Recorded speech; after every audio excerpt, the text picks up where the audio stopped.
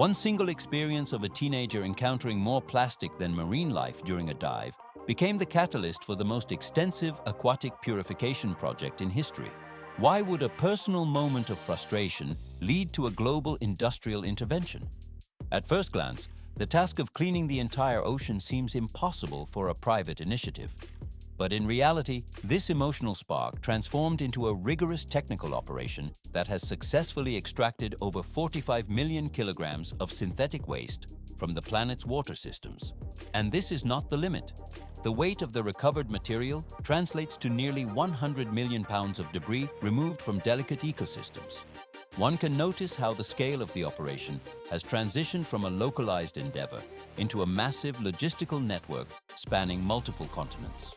The process is only gaining momentum as the organization moves beyond symbolic gestures toward a heavy industrial cycle. Every kilogram of retrieved material undergoes a systematic sequence of physical recovery, followed by precise sorting and technical processing. It gets more complex further on. This is no longer a matter of simple collection, but a genuine physical effort requiring specialized machinery and global coordination. It is visible how the intervention has evolved into a new phase of human engineering capacity. The campaign did not slow down after the initial media attention faded. Instead, the rate of extraction increased through the optimization of autonomous systems. It only looks obvious to remove trash from the surface, but the organization had to invent new methods to intercept waste before it reaches the open sea. Transition to the next level. This evolution has pushed the boundaries of how humanity interacts with global environmental challenges. The transformation of a single observation into a worldwide industrial cleanup operation marks a significant shift in environmental restoration. From here, the reclaimed plastic enters a new stage of the production chain as a recycled resource. 1,600,000 square kilometers. This is the total surface area of the central North Pacific Ocean occupied by the Great Pacific Garbage Patch between California and Hawaii. Why does plastic from every corner of the planet congregate in this specific geographic void? Ocean currents act as a global conveyor system, pulling debris into a massive accumulation zone that measures nearly twice the size of Texas or 3 times the area of France. But in reality, this is not the solid, floating island of refuse that many people imagine when hearing such descriptions. One can notice how the water appears deceptively clear in certain sections, yet it functions as a suspended soup of synthetic polymers. Ultraviolet radiation, the constant impact of waves, and physical abrasion ceaselessly break larger items into fragments. The equipment monitoring these waters records a continuous transformation where plastic does not disappear, but simply transitions into microplastics of ever smaller dimensions. It is visible how these microscopic particles are absorbed by plankton at the base of the marine food chain. This leads to bioaccumulation across various trophic levels, where toxins concentrate as they move upward until they ultimately return to the human body through consumption. It gets more complex further on. Every year of delay in implementing a cleanup strategy ensures that future intervention efforts become more complicated and significantly more expensive.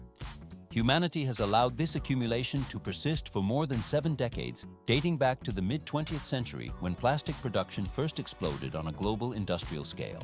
Scientists estimate that while this specific region accounts for only 1% of the total volume of the world's oceans, it concentrates approximately 1,800 billion individual pieces of plastic. The total mass of this debris is calculated to be between 79,000 and 100,000 tons. At first glance, the sheer density of the material suggests a concentrated target, but the reality of the physics involved tells a different story. Experts have remained nearly unanimous for decades in their assessment that cleaning this vast area is technically and economically impossible. Estimated costs for a comprehensive recovery operation run into the tens of billions of US dollars. If traditional extraction methods involving standard ships and nets were deployed, the process would likely require thousands of years to complete. The camera glides over the horizon to reveal a problem that, in terms of sheer scale and physical dynamics, exceeds the capacity of every solution ever proposed by modern engineering. The debris continues to swirl within the currents as the chemical breakdown of the material persists without interruption. the massive weight of the plastic remains suspended in the water column, waiting for a viable technological breakthrough. This represents the current state of a challenge that has grown unchecked for over 70 years. 16 years of age was the exact point in time when a Dutch teenager named Boyan Slat initiated a shift in the prevailing narrative of environmental helplessness. Why did a single scuba diving trip in Greece during 2011 become the catalyst for a global engineering movement?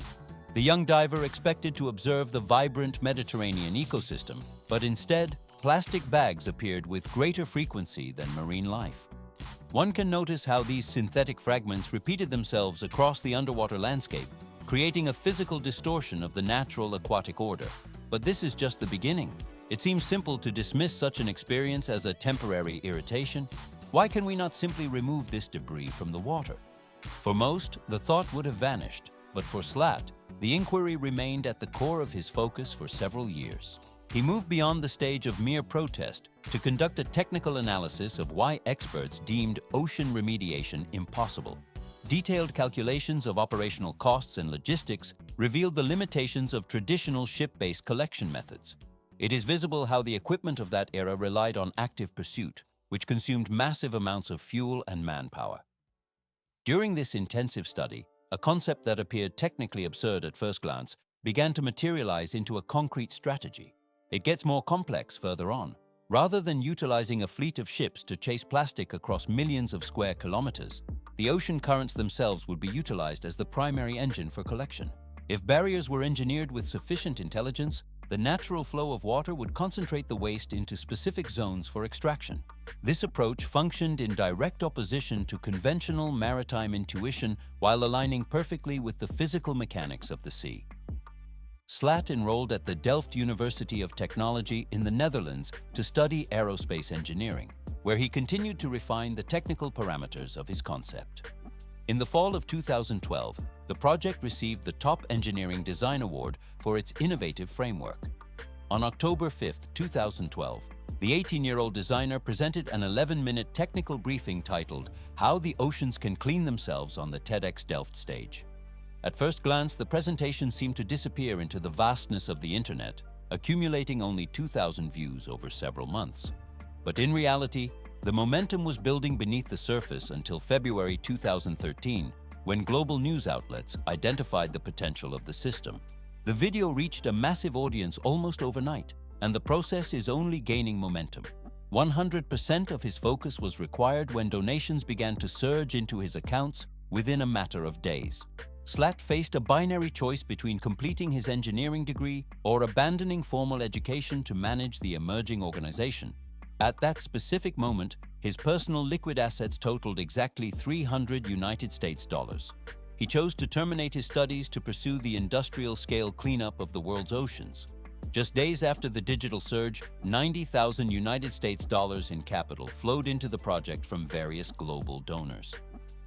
By October 2013, the recorded presentation surpassed 1 million views, and the ocean cleanup was officially incorporated as a legal and technical entity.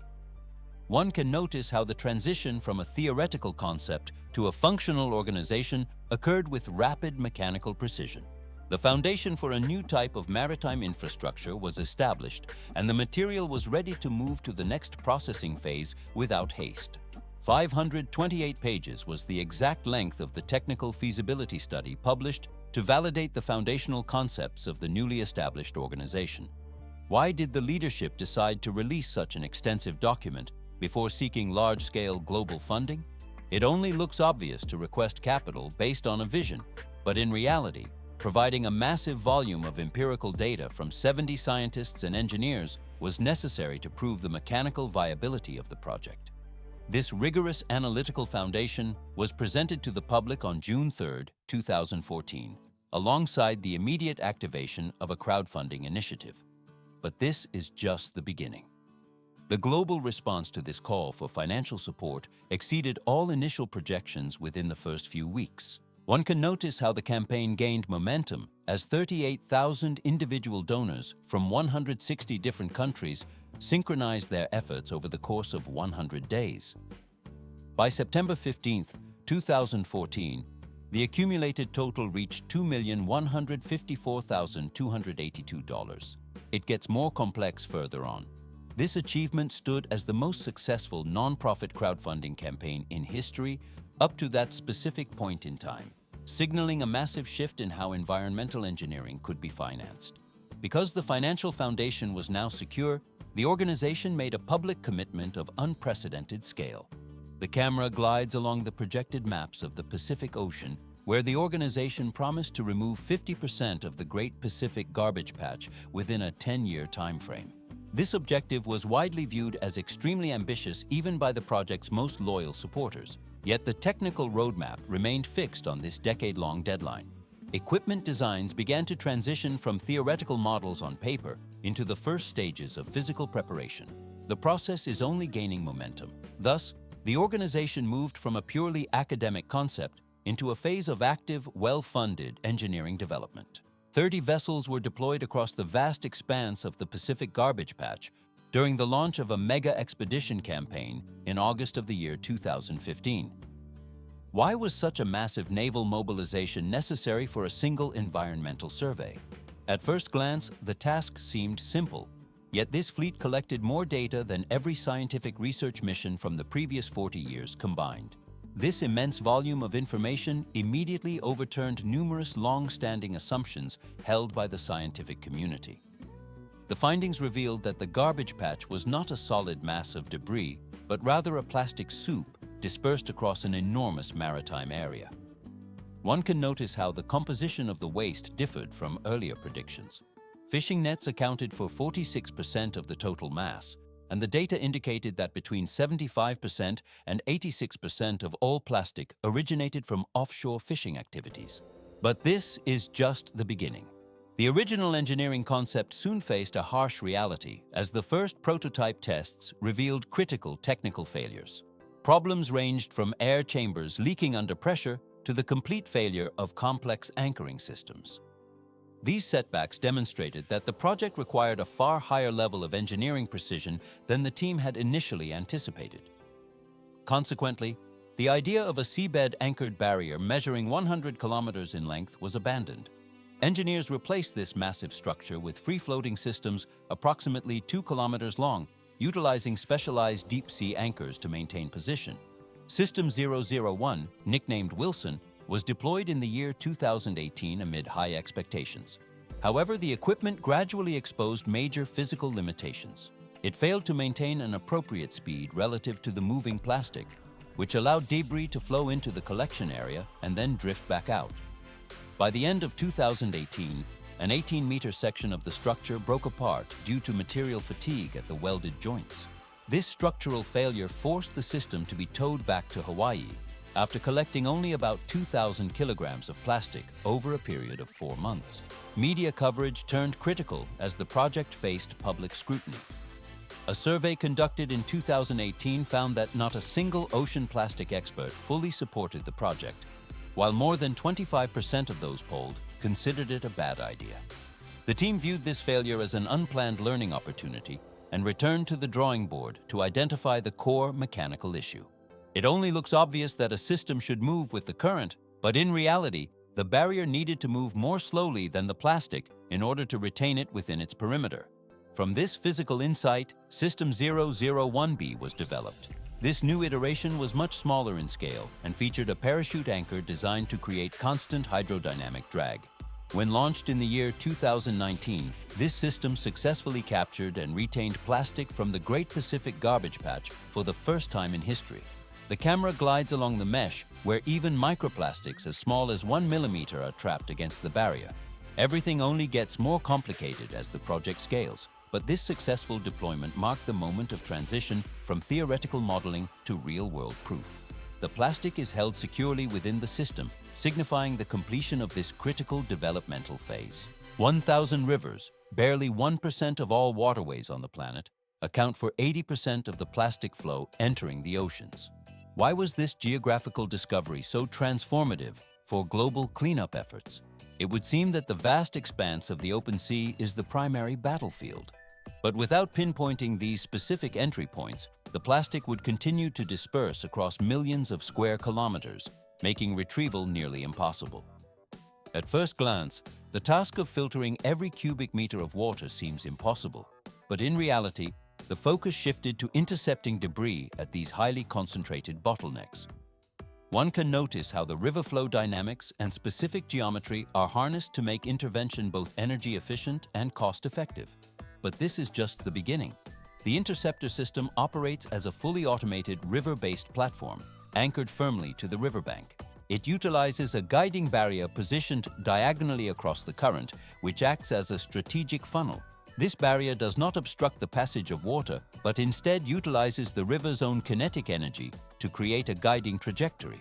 The camera glides along the surface where floating debris is gradually forced toward the collection mouth of the machine. Inside the body of the Interceptor, a heavy-duty stainless steel conveyor belt rotates ceaselessly. It lifts the material out of the water in a continuous motion, which reduces prolonged contact and prevents the mechanical components from clogging or wearing down.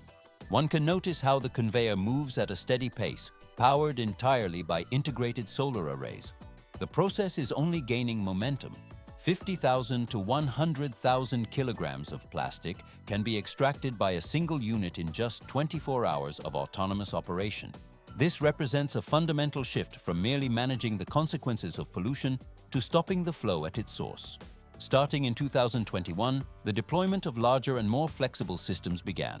Some of these newer iterations even include active propulsion systems to handle a wider variety of environmental conditions and currents. Fundraising campaigns like Team C's provided the necessary capital to move these designs from the laboratory to the water. It gets more complex further on. By 2024, the organization successfully removed more than 15 million kilograms of waste from the environment. Single-night collection efforts have reached peaks of 1,400,000 kilograms, proving that the technology has moved far beyond the experimental stage.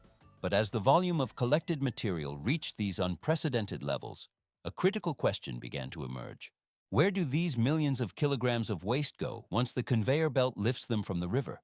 It only looks obvious to simply discard the haul, but in reality, every kilogram enters a strictly managed processing chain.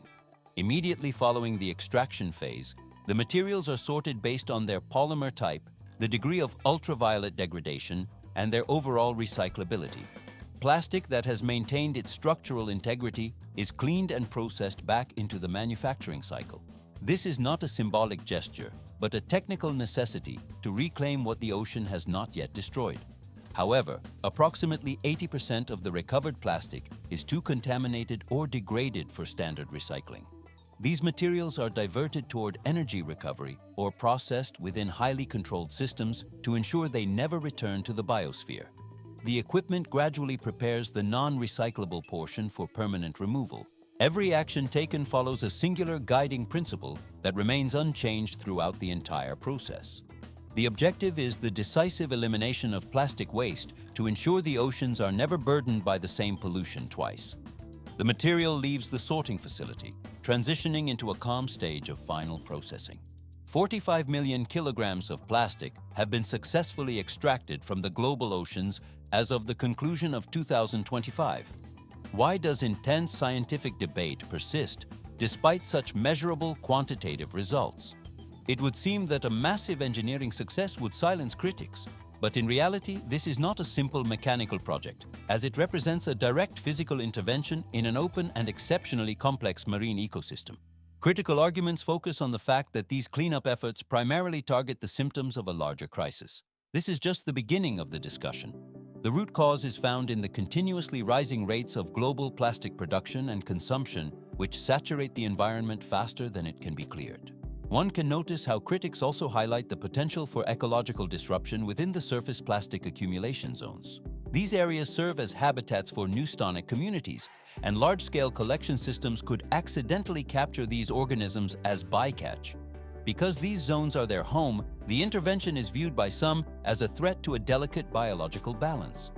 The ocean cleanup has responded to these concerns with empirical field data collected during operations.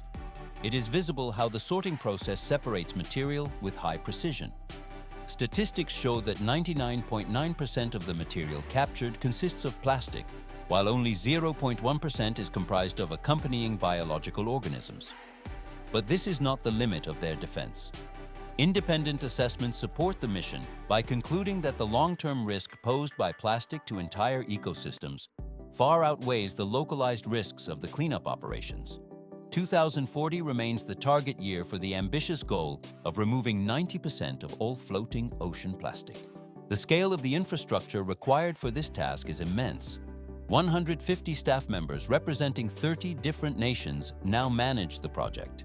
They operate 20 interceptors stationed across 9 separate countries to stop plastic before it enters the deep sea.